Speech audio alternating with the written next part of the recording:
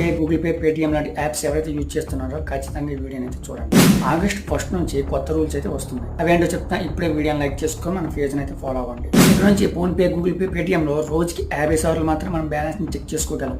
అంటే ఫోన్పేలో 50 సార్లు, పేటీఎంలో 50 సార్లు, గూగుల్ పేలో 50 సార్లు. ఆర్బీఐ అయితే కొత్తగా ఈ రూల్ అయితే తెచ్చింది. 10 రూపాయలు బ్యాలెన్స్ ఉన్నా సరే ఎవరైతే 100 సార్లు బ్యాలెన్స్ చెక్ చేస్తాడో వాడికైతే ఈ రీల్ని షేర్ చేయండి. ఏంటంటే UPI autopay, Netflix, Hotstar, Amazon prime లాంటి యాప్స్ ఏదైతే సబ్స్క్రిప్షన్ తీసుకుంటామో అది ఎప్పుడు పెడితే అప్పుడు ఆటో రెన్యువల్ అవ్వదన్నమాట. అంటే పీక్ అవర్స్ మార్నింగ్ 10 to 1 అలాగే ఈవినింగ్ 5 to 9 తప్ప రిమైనింగ్ టైంలో మాత్రమే అది ఆటో రెన్యువల్ అవుతుంది.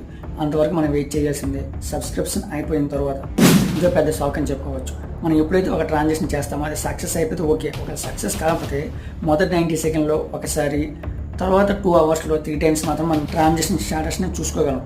అంతవరకు చూసుకోలేం. ఇది చాలా మందికి పెద్ద షాక్ అని చెప్పొచ్చు. ఇలాంటి అప్డేట్స్ కోసం మన పేజ్ని ఫాలో అవ్వండి.